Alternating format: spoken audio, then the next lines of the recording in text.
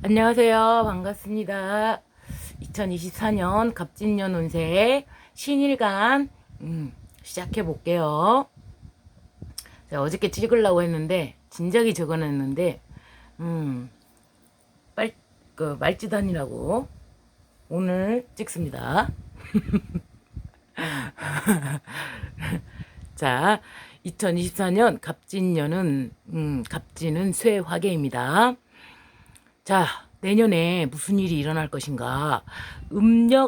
음력으로요. 입춘까지부터, 자, 입춘부터 시작해가지고 다음 해 입춘까지가 1년 운서입니다. 그러니까 갑진년은 내년 2월 한 5일 정도 될까요? 2월 5일 정도에 입춘이 있습니다. 그때부터의 운세인 것입니다. 자, 그래가지고 자, 남자에게는 신일간한테 갑은 정제입니다. 정제라는 것은 무엇이죠? 아버지이자 나의 여자이자 여자 아내든 애인이든 나의 여자 돈, 그리고 나의 부친 아버지가 정제입니다. 따박따박 들어오는 돈, 그러니까 월급 같은 것이죠. 그리고 지는 정인에 해당됩니다. 신일간에서 지는 정인입니다. 모친 어머니이고 학문입니다. 나의 학문, 명예 뭐 이런 거죠. 자, 여자한테 있어서는 정제는 시어머니이자 아버지이자 돈입니다. 그러니까 남자하고 여자하고 무엇이 다르냐? 남자한테는 아내와 부친 돈, 어머니에 해당되는 내년에 한 해이고요. 그러니까 여자한테 있어서는 시어머니이자 아버지이자 돈과 나의 어머니의 문제. 그러니까 남자고 여자고 간에 부친과 모가 합쳐집니다. 여자한테 있어서도 부친과 모가 함께 합쳐집니다. 그리고 돈 문제입니다. 부모님과 돈 문제. 공통사항이죠. 자, 그래가지고 그분들이 나 자신과 그분들이 어디에 속하냐입니다. 묘에 해당됩니다. 진토에 해당되죠. 묘라는 것은 무엇이죠? 금고지기이자 격리부장이자 근검전략과 안정을 지향하고 보수적이고 꼼꼼하게 까탈스럽게 그러한 현상입니다. 생각과 침잠이 굉장히 들어가죠. 그리고 호불호가 분명해집니다. 독수공방 꽁생원이라고 합니다. 중단과 침체, 아집, 심사숙고, 변리와 허무, 인생무상, 기획탐구, 이것이 바로 묘입니다. 그리고 배우자의 인묘현상, 배우자 덕을 볼 수 없는 그러한 현상입니다. 그러니까 부부가 함께 힘을 모아가지고 뭔가를 해야 되는데, 그래야 가정을 지킬 수가 있는데, 아내가 사고를 쳤네, 아니면 남편이 사고를 쳤네, 이런 식으로 해가지고 배우자는 배우자의 숙제를 하느라고 바쁩니다. 그래가지고 가정의 생활비를 공동으로 낼 수 없는 현상, 그러한 현상입니다.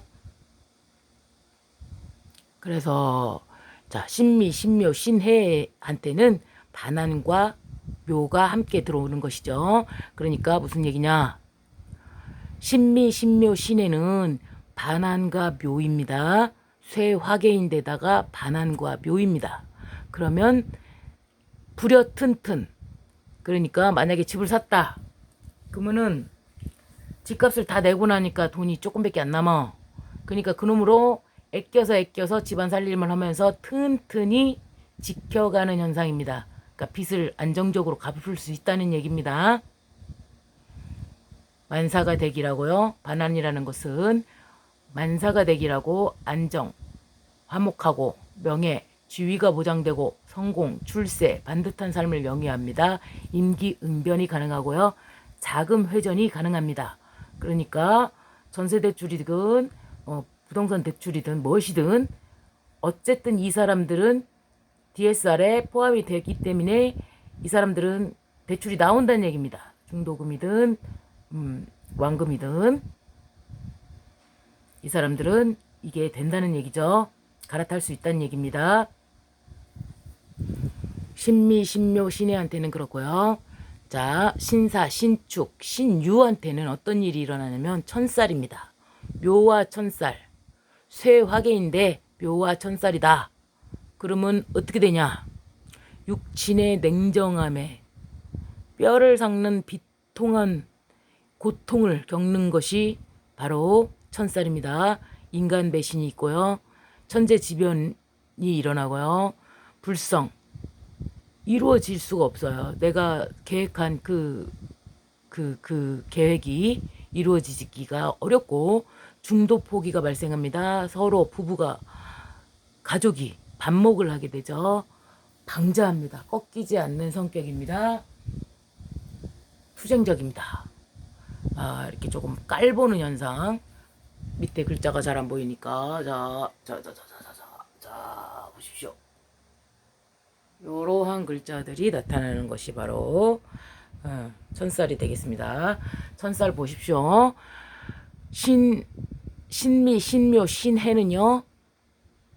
묘하고 천살을 보십시오. 신사, 신축, 신유는요. 묘하고 천살을 보십시오. 그러면은 묘하고 천살의 조합은 중도 포기가 나타났죠. 불성이 나타났죠. 인간 배신, 육친의 냉정함. 이게 무슨 얘기죠? 대출이 안 된다는 얘기입니다. 자금 회전이 안 된다는 얘기입니다. 그러면 내가 계획해가지고 집을 샀어도 걔를 포기해야만 되는 현상. 그리고 내가 사업을 하고 있다.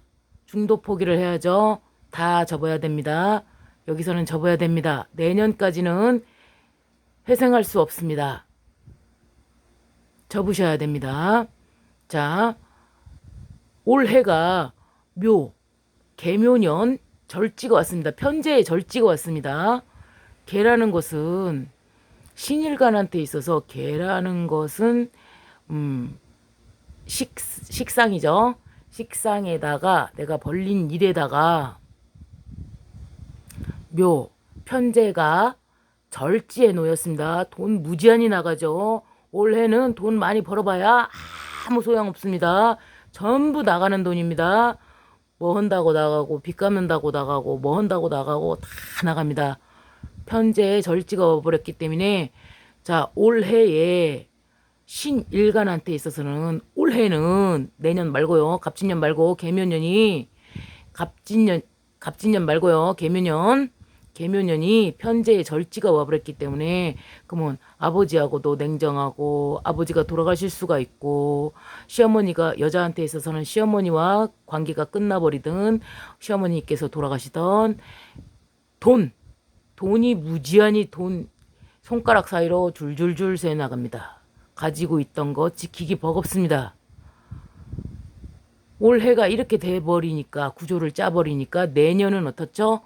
묘가 와버렸습니다. 정인이 묘가 오고 정제가 묘에 놓이는 것입니다. 그러면 뭔 얘기냐? 우리 어머니, 내 어머니나 아버지가 살아계신다면 아플 수 있다는 얘기죠. 올해부터 관계단절이 들어갔고 내년에는 완벽한 침잠, 관계단절 그러한 현상이기 때문에 부모님의 건강이 매우 위태롭다는 사실, 그리고 본인조차도 편제가 절지에 놓이면 애가 닳습니다. 애타는 병이 생깁니다. 여기서 잘못 생각하시면 보통 암이 옵니다. 2년 동안 편제, 절지, 묘지 이런 데로 이렇게 들어가 버리면 그 가슴앓이를 해요. 질병이라는 것은 내가 이루어 나갈 수 있다라고 생각하면 질병이라는 것은 오지가 않습니다. 번아웃이나 악한 질병들, 그러한 것들은 암이라는 것은 굉장히 오랫동안 스트레스에 놓여 있었을 때 암이 발생합니다. 3개월 동안 죽으라고 구박을 하면 그 사람이 암이 걸립니다. 3개월 이상이죠. 그래서 보험사에서도 3개월 내지 1년, 2년 정도는 암에 대해서 기간을 둡니다.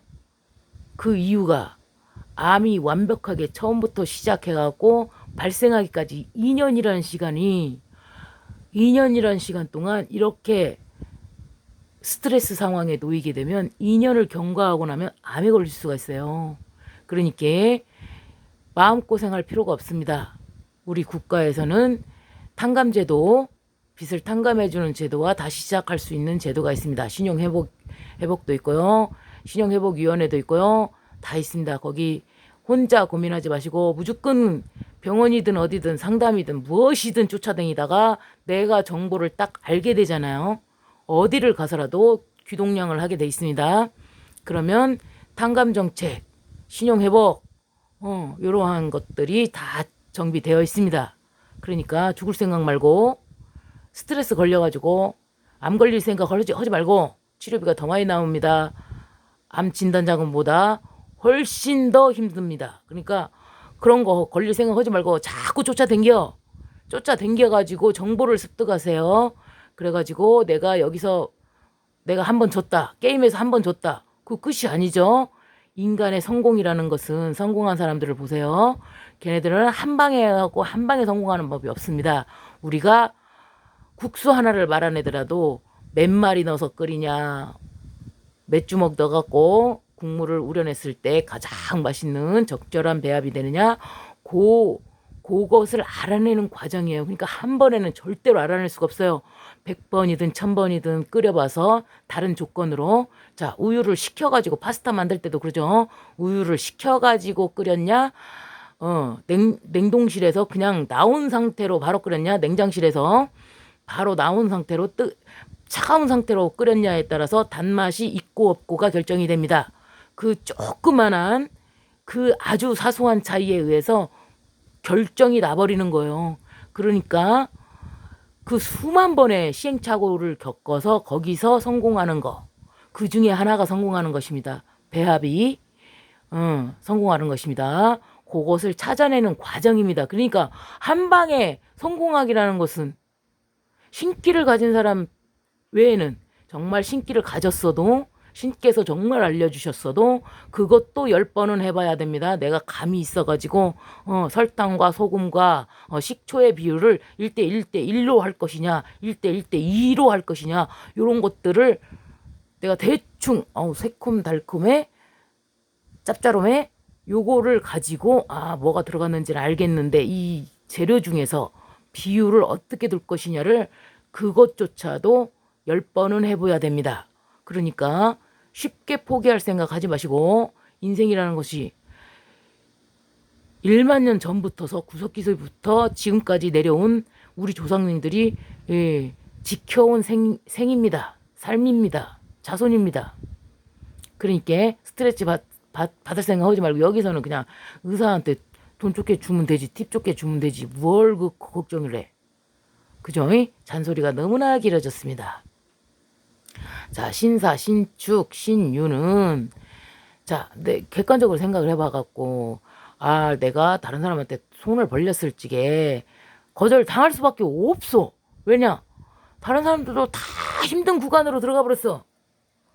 고물가, 인플레이션, 고물가, 디스플레이션이죠. 엄밀히 말하면 인플레이션이 아니고 디스플레이션입니다. 물가는 오르는데 경제의 성장은 없는 것이 디스플레이션입니다.